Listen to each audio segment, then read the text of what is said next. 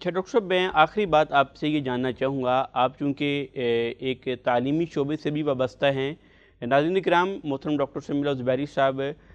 علامہ Iqbal open university اسلام آباد میں lecturer بھی ہیں، تو ہم عرب کو جان رہے ہیں نبی کریم علیہ السلام کی بعثت سے پہلے ان کے حالات کیا سے۔ تو ڈاکٹر صاحب، آپ سے جاننا چاہوں گا کہ عرب کی جو تعلیمی نظام تھا آپ علیہ السلام کی بعثت سے پہلے، کیا سلسلہ تھا، ان لوگوں میں تعلیم کا شعور کتنا تھا، اور کیا نظام اس وقت میں موجود تھا؟ باقاعدہ وہ امت الامیہ تھے، وہ باقاعدہ پڑھنے نہیں جانتے تھے۔ امی اس کو کہتے ہیں جو اپنی امی سے صرف پڑھا ہو، جس کا وسیلہ تعلیم ماں ہو۔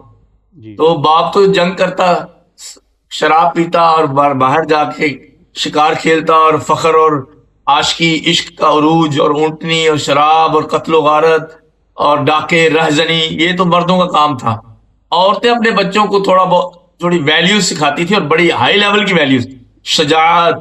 بہادری، عورت کا احترام اور ہمسائے کا حق، اپنے قبیلے کے لیے غیرت کھانا، اور اس طرح صحراؤں میں جانا، صحرا کے جو قبیلے کے لوگ ہیں وہاں سے زبان سیکھنا، فصاحت و بلاغت، شاعری، یہ سب عورتیں سکھاتی تھی۔ اس لیے نبی کو نبی امی کہا جاتا ہے کہ اپنی امی سے جس نے سیکھا ہو،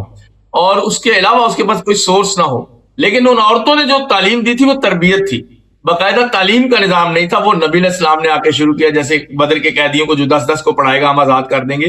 اور آپ کا دین اقرا سے شروع ہوا ہے۔ تو سٹڈی نہیں تھی، قرات نہیں تھی، پہلے صرف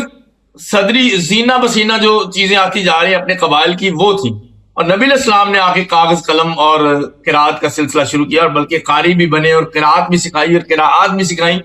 اور الذی علم بالقلم، قلم کو بھی رواج دیا جو کہ چائنا میں موجود تھا اس وقت، اور کاغذ بھی موجود تھا،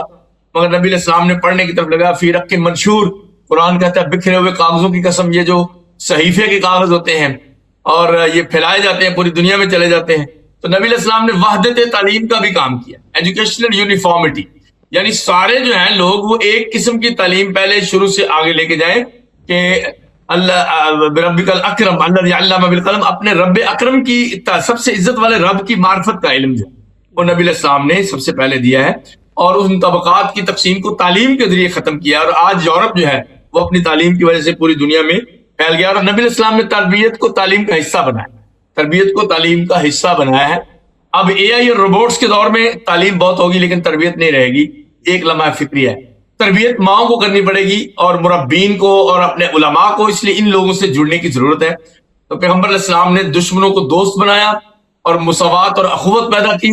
اور ہجرت کے بعد بھی اخوت پیدا کی، اور مکہ میں رہ کے صبر کیا، اور جب طاقت آ گئی تو پھر بھی آپ نے ظلم نہیں کیا، بلکہ اپنی تعلیم کے ذریعے ہی، اپنی حدیثوں کے ذریعے ہی پوری قوم کو منور کیا، اور ان کے قلوب و اذہان کو معطر کیا۔